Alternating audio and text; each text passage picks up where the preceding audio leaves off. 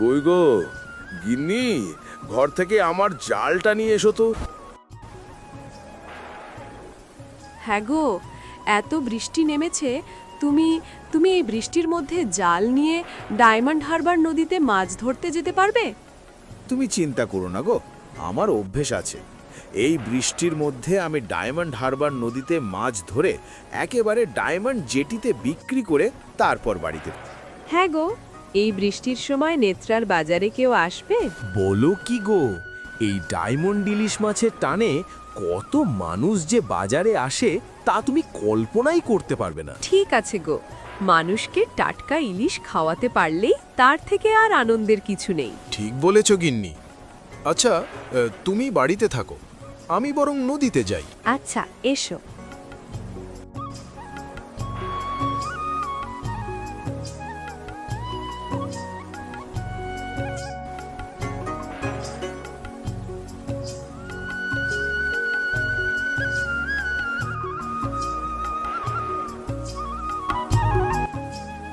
আরে জিশান, তোমার এতক্ষণে আসবার সময় হলো?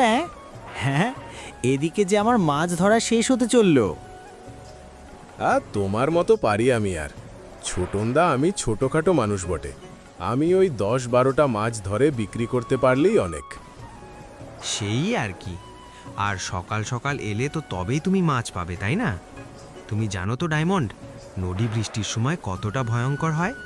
তাই আমি এত বৃষ্টির মধ্যে তাড়াতাড়ি এসে মাছ ধরে নিয়েছি। হ্যাঁ হ্যাঁ, ঠিক আছে ছোটনদা, তুমি চলো। হ্যাঁ, আমি কয়েকটা মাছ ধরে নিয়ে। বেশি বৃষ্টিতে ভিজলে আবার শরীর খারাপ করে যাবে। তুমি তো জানোই ছোটনদা, আমার শরীর তোমার মতো অতই স্ট্রং নয়। ঠিক আছে জিসান। হ্যাঁ, তাহলে আমি এলাম। তুমি কিছু মাছ ধরে নিয়ে এসো।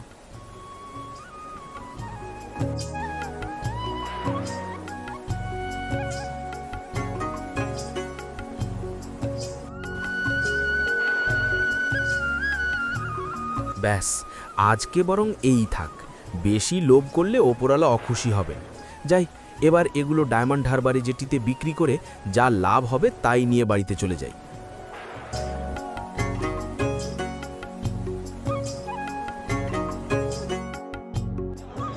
নিয়ে যান, নিয়ে যান, সদ্য ধরে আনা টাটকা মাছ নিয়ে যান। কম দামে ভালো জিনিস খেতে হলে আমার কাছ থেকে নিয়ে যান। আসুন আসুন, দেরি করবেন না। আরে জিশান ভাই, তুমি এইমাত্র এখানে এসে বসলে? আমার যে এইদিকে সব বিক্রি হয়ে যেতে বসলো গো।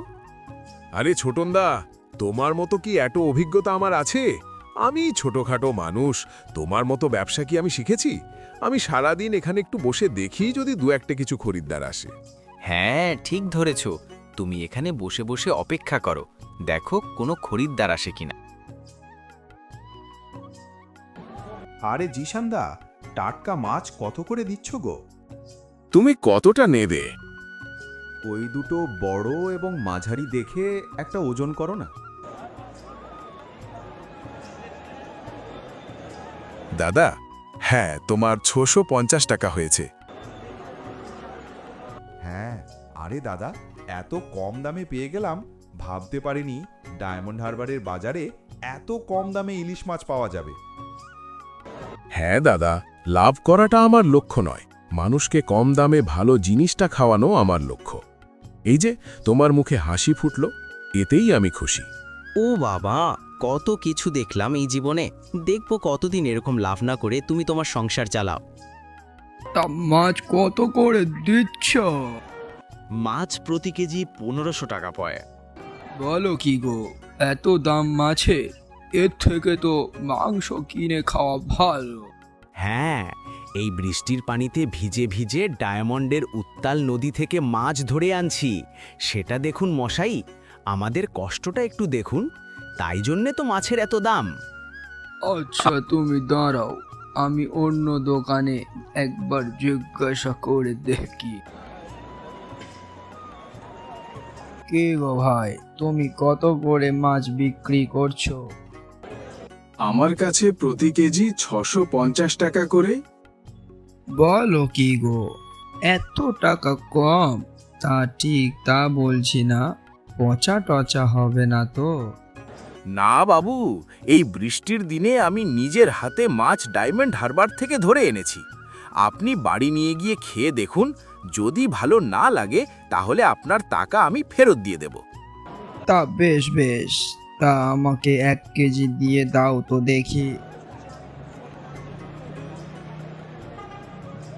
আচ্ছা জিশান, তোকে আমি দেখে নেব। তুই নিজেকে বিরাট মহান সৎ ভাবিস, তাই না? আজকে রাতেই তোর একটা ব্যবস্থা করব আমি, দাঁড়া।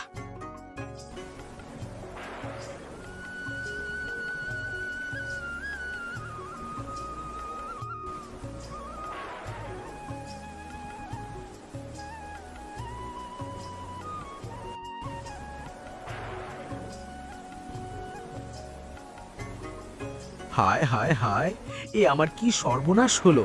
আমার মাছ ধরার নৌকাটা কোথায় গেল?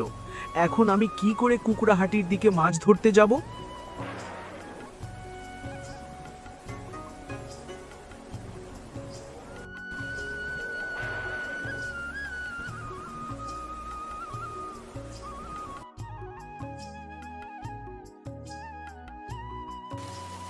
আর বলো না গো গিন্নি, আমাদের সর্বনাশ হয়ে গেছে। আমরা এবার না খেতে পেয়ে মারা যাব গো গিন্নি। বল কি গো, কিন্তু কিভাবে ঘটলো এসব ঘটনা? জানি না গিন্নি, সেটাই তো বুঝতে পারছি না। বুঝতে পারছি। তার মানে এটা কারোর চক্রান্ত হতে পারে যে তোমার একদমই ভালো চায় না। কিন্তু সে কে হতে পারে? তোমার কি কোনো শত্রু আছে? আমি তো মানুষকে সারা জীবন সাহায্য করে এসেছি, কম দামে মাছ বিক্রি করে। আমার শত্রু আবার কে হতে পারে বলো তো গিন্নি? তুমি তো মানুষকে সব সময় সাহায্য করে আসো, কিন্তু অন্যান্য ব্যবসায়ীরা নিশ্চয়ই তোমার এই সাহায্যকে ভালো চোখে দেখেন না।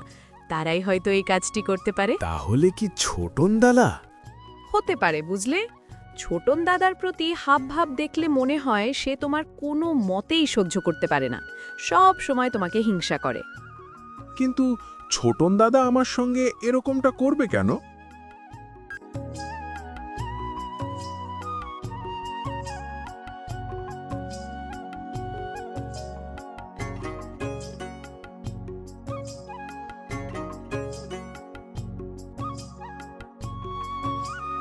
জিসান ভাই, ঘরে আছো?